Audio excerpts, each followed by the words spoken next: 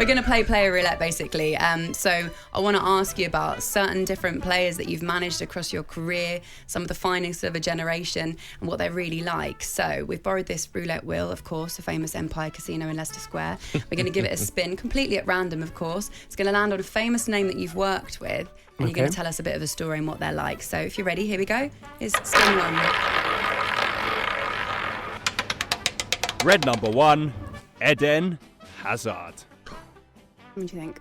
Well, it's one of those players that you can only admire and enjoy the intuition. I used to ask Eden, because obviously his biggest strength is to take players on. In football, everything is about organization, having defensive structures, and everything is about keeping a clean sheet. Nothing can stop the individual talent. Is that young boy that he plays on the street, that he can beat people, and he's got that special talent. That's Eden Hazard. And I used to ask him, well, are you just waiting for the defender to commit himself? Are you just always looking for the weaker side of the defender?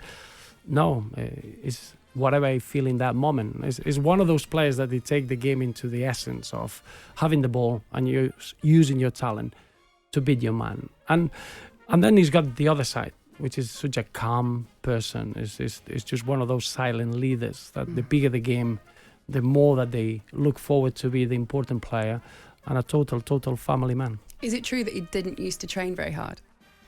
Well, I think there are a majority of the creative players are like that.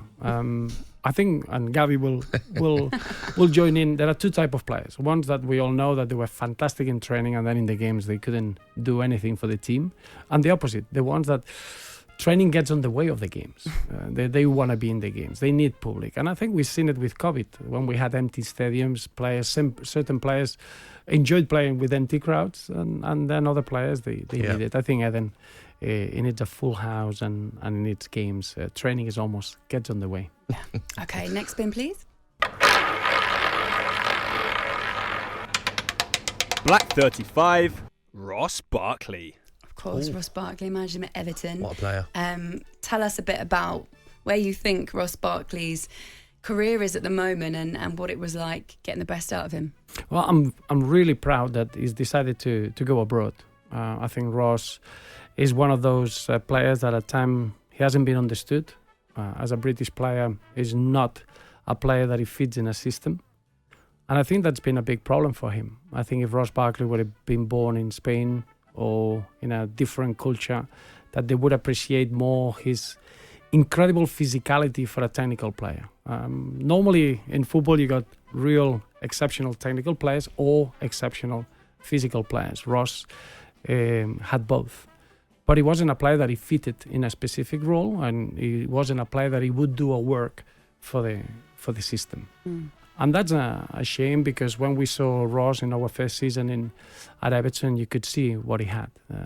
Right and left foot. He could the way that he scored so many goals from distance, from both legs. The way that he would go past players at pace. That individual dribbling quality that he had. And it's a shame that he's one of the players that he's always been asked to do something that he couldn't do, which has been restricted, being part of a system and do things at an average level. He was very good at Aston Villa.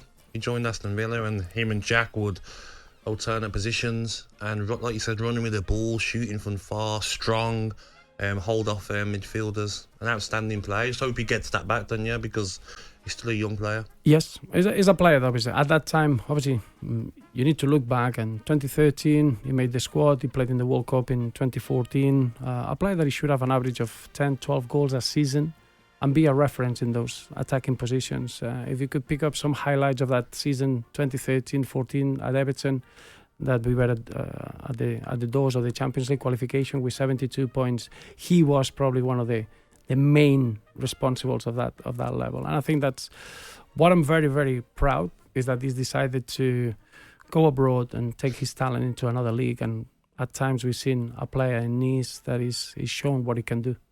talkSPORT Breakfast with Laura Woods, Monday to Wednesday mornings 6 till 10 on AM, on DAB, via the talkSPORT app and on your smart speaker.